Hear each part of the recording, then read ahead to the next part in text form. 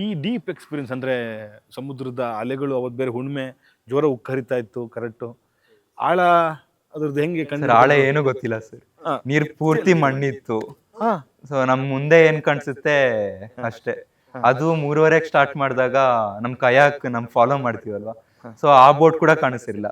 Kayak ಹಿಂದೆ ನಮ್ಗೆ ಒಂದು ಗ್ರೀನ್ ಕಲರ್ ಬ್ಲಿಂಕಿಂಗ್ ಲೈಟ್ ಇದ್ ಮಾಡಿದ್ರು. ಸೊ ನಮ್ಗೆ ಅದ್ ಮಾತ್ರ ಕಾಣಿಸ್ತಾ ಇತ್ತು ಅಷ್ಟೇ. ಅಲೆ ಹೇಗಿತ್ತು ಅಂದ್ರೆ ಸರ್, ನಾವು ಏನು ಕೆಳಗಡೆ ಅಲೆ ಹಿಂಗೆ ಮೇಲೆ ಕೆಳಗಡೆ ಹೋಗ್ತಾ ಇರೋದ್ರಿಂದ ನಾವು ಕೆಳಗಡೆ ಇದ್ವಿ, ಬೋಟ್ ಮೇಲೆಲ್ಲೋ ಕಾಣಿಸ್ತಾ ಇದೆ. ಸೊ ಭಯ ಇತ್ತು. ಸೊ ಅದನ್ನೇ ಏನು ಅದನ್ನೇ ಫಾಲೋ ಮಾಡ್ಕೊಂಡು ಹೋದ್ವಿ. ಬೆಳಕಾಗೋವರೆಗೂ ಏನೋ ಭಯ ಇದ್ದೇ ಇರುತ್ತೆ ಸರ್.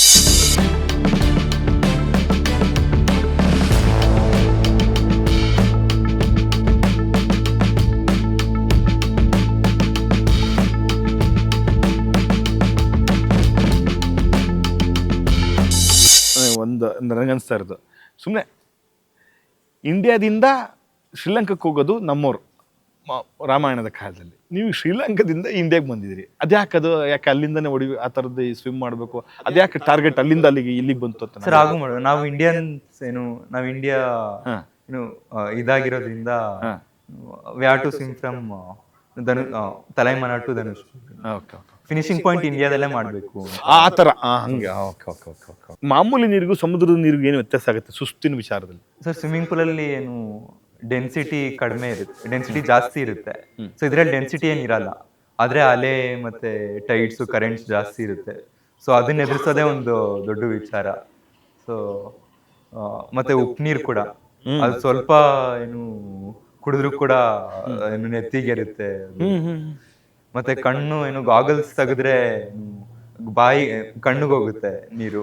ಸೊ ಕಣ್ಣು ತುಂಬಾ ಉರಿಯುತ್ತೆ ಸರ್ ಉಪ್ಪು ನೀರು ಕುಡಿದ್ರೇನೆ ನಮ್ಗೆ ಆಗಲ್ಲ. ಹೌದು, ಕರೆಕ್ಟ್. ಸೊ ನಾನ್ ಸ್ವಿಮ್ ಮಾಡೋವಾಗ ಅಲೆ ಈಗ ಹೋಗ್ತಾ ಇತ್ತು, ನಾನು ಹೀಗೆ ಏನು ಸ್ಟ್ರೈಟ್ ಉಲ್ಟಾ ಇತ್ತು. ಸೊ ಅಲೆ ನಂಗೆ ಮುಖಕ್ಕೆ ಹೊಡಿತಾ ಇತ್ತು ಬ್ರೀತ್ ಮಾಡುವಾಗ.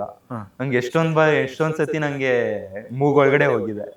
ಸೊ ಆದ್ರೂ ಪೇಷನ್ಸ್ ಇಂದ ಏನು ತುಂಬಾ ಏನು ಆಗತ್ತೆ ಮಾಡ್ತೀನಿ ಅಂತ ಛಲ ಮಾಡಿದೆ. ಅಂದ್ರೆ ಈಗ ಅದೇ ಛಲದ ವಿಷಯಕ್ಕೆ ನನಗೆ ಯೋಚನೆ ಮಾಡಿ, ಎಲ್ಲರ ಮಧ್ಯದಲ್ಲಿ 29 ಕಿಲೋಮೀಟ್ರಿಂದ 30-35 ಕಿಲೋಮೀಟ್ರ್ ಮಧ್ಯದಲ್ಲಿ ಯಾಕೆ ಬೇಕಾದ್ರು ಕ್ವಿಟ್ ಮಾಡೋಣ, ಇದು ಯಾಕೋ ನಂಗೆ ಆಗ್ತಿಲ್ಲ, ಸುಸ್ತಾಗ್ತಿದೆ, ಈ ಥರದೆಲ್ಲ ಫೀಲಿಂಗ್ಸ್ ಎಲ್ಲ ಆಗಿತ್ತಾ? ಸರ್ ಇಲ್ಲ ಸರ್, ನಾನು ಒಂದ್ಸತಿ ಮಾಡ್ಬೇಕು ಅಂತ ಇದ್ದೆ, ನನ್ 3 ವರ್ಷದಿಂದ ಕನಸು. ಸೊ ಏನು ಇಲ್ಲಿವರೆಗೂ ಬಂದು ಫಿನಿಶ್ ಮಾಡಿ ಅಂದ್ರೆ ತುಂಬಾ ದೊಡ್ಡ ತಪ್ಪಾಗುತ್ತೆ. ನಾನು ಕ್ವಿಟ್ ಮಾಡೋ ಇದೇ ಮಾತೇ ಇರಲಿಲ್ಲ ಸರ್. ನಾನು ಇಳ್ದಿದ್ದೀನಿ, ಏನು I will conquer and I will finish ಅಷ್ಟೇ ನನ್ನ ಏನು ಗುರಿ ಇದ್ದಿದ್ದು. ನಾನು ಕ್ವಿಟ್ ಮಾಡೋಣ ಅಂತ ಏನಿರಲಿಲ್ಲ. ಈಗ ಒಂದು ಬಸ್ಸಲ್ಲಿ ಈ ಊರಿಂದ ಇನ್ಯಾವುದೋ ಊರಿಗೆ ಹೋದಾಗ, ತಲುಪ್ತಾ ಇದ್ದೀವಿ ಅಂದಾಗ, ಅಥವಾ ಒಂದು ರೈಲಲ್ಲಿ ಒಂದು ಊರಿಂದ ಒಂದು ಊರಿಗೆ ಹೋದಾಗ, ಗೊತ್ತಿಲ್ಲದ ಊರಿಗೆ ಹೋದಾಗ, ಅಥವಾ ವಿಮಾನದಲ್ಲಿ, ಈ ಹಡಗಲ್ಲಿ ಅದ್ರದ್ದೇ ಅದೊಂದು ಫೀಲಿಂಗ್ಸ್ ಇರುತ್ತೆ. ನಮ್ಮ ಊರು ಮುಗಿತಪ್ಪ, ಯಾವುದು ಊರು ಬಂತು, ಇದು ಹೆಂಗಿದೆ ಅಂತ. ನಿಮಗೆ ಶ್ರೀಲಂಕಾದಿಂದ ಇಂಡಿಯಾಗೆ ಬರುವಾಗ, ಇಂಡಿಯಾ ಕಾಣಿಸ್ತು ಅಂದಾಗ ಮನಸ್ಸಿನ ತಳಮಳ ಹೇಗಿತ್ತು? ಅಂದರೆ ಹೇಳ್ಕೊಳಕ್ಕಾಗಲ್ಲ. ಸೊ ಆ ಥರ ಖುಷಿ ಆಯಿತು. ನಾವು ಶ್ರೀಲಂಕಾದಲ್ಲಿ ಇದ್ವಿ, ಶ್ರೀಲಂಕಾದಲ್ಲಿ ಡೈವ್ ಮಾಡಿದೆ, ಇಂಡಿಯಾ ನಮ್ಮ ಬಾರ್ಡರ್ ಕಾಣಿಸ್ತದೆ ಅಂದರೆ ಇನ್ನು ಒಂಥರ ಮೈ ರೋಮಾಂಚನ ಆಗುತ್ತೆ, ಒಂದು ಖುಷಿ ಆಗುತ್ತೆ.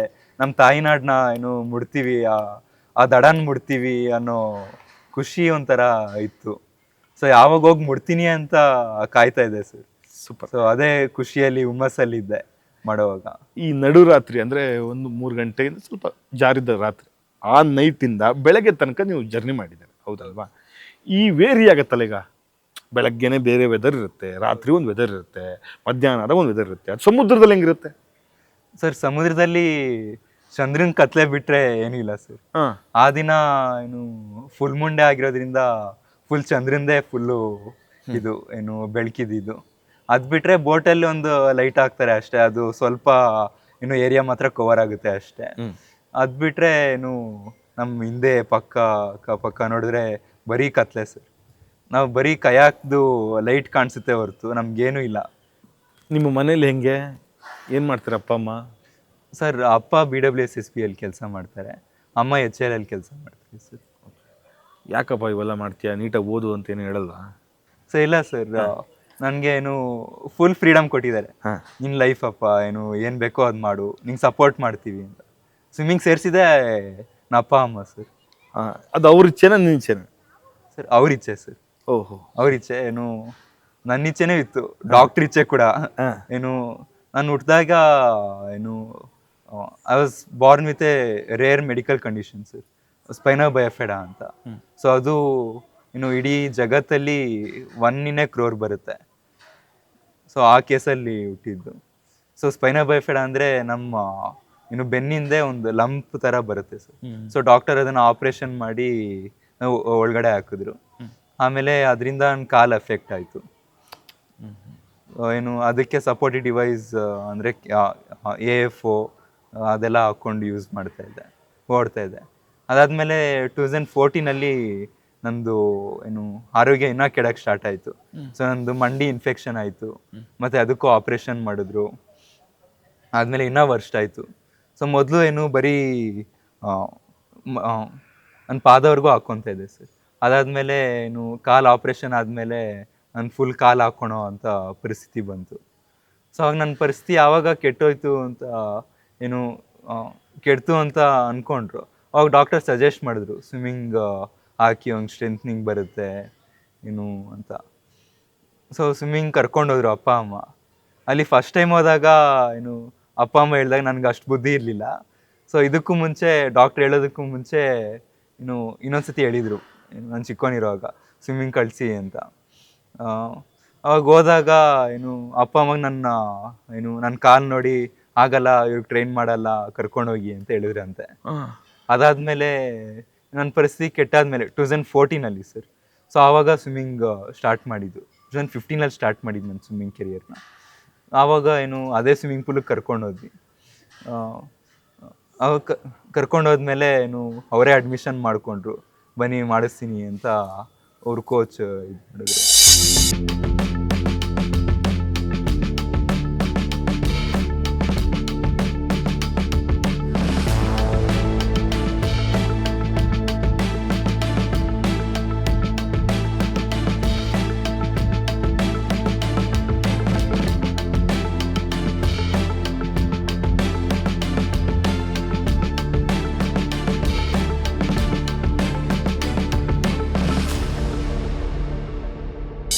ಈ ವಿಚಾರದಲ್ಲಿ ಅಂದರೆ ಸಾಧನೆಗೆ ಮಿತಿ ಇಲ್ಲ. ಅದು ಯಾರು ಅನ್ಕೊಂತಾರೋ ಮಾಡ್ಬೋದು, ಆದರೆ ಅದೊಂದು ಛಲ ಇರಬೇಕು, ಅದು ಮನೋ ಸಂಕಲ್ಪ ಇರಬೇಕು.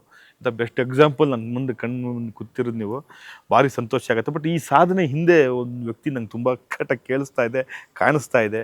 ಅದರಲ್ಲೂ ಒಂದು ಮಾತು ಹೇಳಿದ್ರಿ, ಅಂದರೆ ಅಪ್ಪ ಅಮ್ಮ ಒಂದು ಇಂಜೆಕ್ಷನ್ ಕೊಡ್ತಾರೆ ಅವ್ರಿಗೆ ಆಗಲ್ಲ, ಮಗ ಅಯ್ಯೋ ಮಗ ಇಂಥನಲ್ಲ ನೋವಾಗತ್ತಲ್ಲ ಅಂತ ಫೀಲ್ ಆಗೋ ಅಪ್ಪ ಅಮ್ಮ ಇದ್ದಾರೆ ಇವತ್ತಿನ ಕಾಲಕ್ಕೆ, ಓಕೆನಾ?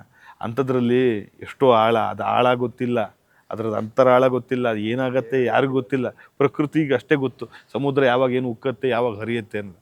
ಅಂಥ ವಿಚಾರದಲ್ಲಿ ನಿಮ್ಮ ತಾಯಿ ಇದ್ರಲ್ಲ, ನಿಮ್ಮ ತಾಯಿಯವ್ರನ್ನ ಮಾತಾಡಿಸ್ಬೇಕು ಅಂತ ನನಗೆ ಅವಾಗಿಂದ ಅನಿಸ್ತಾ ಇದೆ. ನಿಮ್ಮ ತಾಯಿಯವ್ರನ್ನ ಕರೆದ್ಬಿಡೋಣ, ಅವ್ರನ್ನ ಒಂದಷ್ಟು ವಿಷಯ ಕೇಳೋಣ. ನಮ್ಮ ತಾಯಿ ಇರೋದ್ರಿಂದ ಇಷ್ಟೊಂದು ಧೈರ್ಯ ಬಂದಿದ್ದು ಸರ್.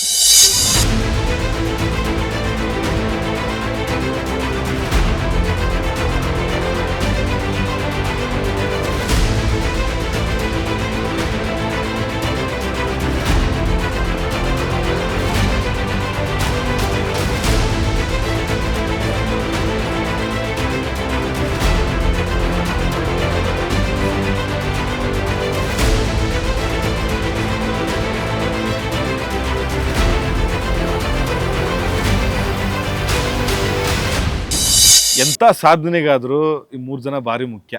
ಮಾತೃದೇವೋಭವ, ಪಿತೃದೇವೋಭವ, ಆಚಾರ್ಯ ದೇವೋಭವ ಅಂತ. ಅದರಲ್ಲಿ ಈಗ ಮೊದಲನೇ ಹಂತ ನಮ್ಮ ಧ್ಯಾನ ಸಾಧನೆಗೆ. ಅವನ ಸಾಧನೆಗೆ ಧ್ಯಾನ ಇದ್ದಂಗೆ ಅವರು ಅಲ್ವಾ? ಮಂಜುಳಾ ಅವರು, ಅಮ್ಮ ನಮಸ್ತೆ, ಥ್ಯಾಂಕ್ ಯು ಬಂದಿದ್ದಕ್ಕೆ. ಕೆಲಸ ಮುಗಿಸ್ಕೊಂಡು ನಮಗೋಸ್ಕರ ಬಂದಿದ್ದೀರಿ. ಇದು ಎಷ್ಟೋ ಜನಕ್ಕೆ ಸ್ಫೂರ್ತಿ ಇವತ್ತಿನ ವಿಚಾರ. ಹಾಗಾಗೆ ನಿಮ್ಮನ್ನು ಮಾತಾಡಿಸ್ಬೇಕು. ಆಮೇಲೆ ಹೆಜ್ಜೆ ಹೆಜ್ಜೆಗೂ ಜೊತೆ ನಿಂತಿದ್ರಿ, ನಾನು ಇದೀನಪ್ಪ ನಡೆಯೋ ಅಂತ. ಈ ಎಲ್ಲಿ ಕಳಿಸಬೇಕಾದ್ರೂ ನಮ್ಮ ತಾಯಿ ಯೋಚನೆ ಮಾಡ್ತಾಳೆ. ನೀವು ನೀರಿಗೆ ಕಳಿಸಿದ್ದೀರಿ, ಸಮುದ್ರಕ್ಕೆ ಕಳಿಸಿದ್ದೀರಿ. ಅದೇ ನಾನು ಯೋಚನೆ ಮಾಡ್ತಾ ಇದ್ದೆ, ಈ ಸಾಧನೆ ಮಾಡೋದು ತುಂಬ ಜನ ಕಡಿಮೆ, ಅದರಲ್ಲೂ ಕನ್ನಡಿಗರ ಲೆವೆಲಲ್ಲಿ ಅಂತ. ಹನುಮಂತ ಹಾರಿ ಒಂದು ಸಾಧನೆ ಮಾಡ್ದ. ಅದಾದ ನಂತರ ಒಂದು ದಾರಿ ಅಂತ, ಹಾರಿಯೂ ಕೂಡ ಶ್ರೀಲಂಕಾಕ್ಕೆ ಹೋಗ್ಬೋದು, ನದಿ ಮೂಲಕ ಮಾತ್ರ ಅಲ್ಲ ಅಂಥೇಳಿ. ಅದಾದ ನಂತರ ನಮಗಿದೊಂಥರದೊಂದು ಒಂಥರ ನಾನು ಕೇಳೋಕ್ಕೆ ಒಂಥರ ಥ್ರಿಲ್ ಆಗ್ತಿದೆ, ಏನು ಗುರು ಶ್ರೀಲಂಕಾದಿಂದ ಇಂಡಿಯಾಕ್ಕೆ ಈಜ್ ಮಾಡಿದ್ರ ಅಂತ. ಅದು ಇಷ್ಟೆಲ್ಲ ಚಾಲೆಂಜ್ ಇಟ್ಕೊಂಡು ಹೇಳಿ, ಮಗನ್ನ ಫಸ್ಟ್ ನೀರಿಗೆ ಹಾಕಿದಿರಲ್ಲ, ಈ ಸಾಧನೆಗೆ ಏನು ಹೇಳ್ತೀವಿ? ಸಾಧನೆ ಅನ್ನೋದಕ್ಕಿಂತ ಅವನು ಅಂದ್ಕೊಂಡಿದ್ದನ್ನು ಮಾಡೋದ್ನಲ್ಲ, ಆ ಒಂದು ತೃಪ್ತಿ ಇದೆ. ಸಾಧನೆ ಇನ್ನೂ ಸಾಕಷ್ಟಿದೆ ಅವನ ಮುಂದೆ. ಅದಕ್ಕಿಂತ ಅವ್ನು ಮಾಡ್ಕೊಂಡಿದ್ದನ್ನು ಅವ್ನು ಸಾಧನೆ ಮಾಡೋದ್ನಲ್ಲ, ಅದು ಕಂಪ್ಲೀಟ್ ಮಾಡಿದ್ನ. ಸಾಧನೆ ಅನ್ನೋದಕ್ಕಿಂತ ಕಂಪ್ಲೀಟ್ ಮಾಡೋದ್ನಲ್ಲ, ಎಲ್ಲೂ ಅವನು ಓಕೆ ನನ್ನ ಕೈಲಿ ಆಗಲ್ಲ ಅನ್ನೋದು ಅಥವಾ ಸುಸ್ತಾಯಿತು ಅನ್ನೋದು, ಇನ್ನೇನೋ ಒಂದಕ್ಕೆ ಆಫಲ್ಲಿ ಕ್ವಿಟ್ ಮಾಡದೆ ಕಂಪ್ಲೀಟ್ ಮಾಡೋದ್ನಲ್ಲ ಅನ್ನೋ ಒಂದು ಸಂತೃಪ್ತಿ ಇದೆ ತಾಯಿಯಾಗಿ. ಮತ್ತು ಅವನ ಆಸೆ ಈಡೇರಿದೆ ಅನ್ನೋ ಒಂದು ತೃಪ್ತಿ ಇದೆ.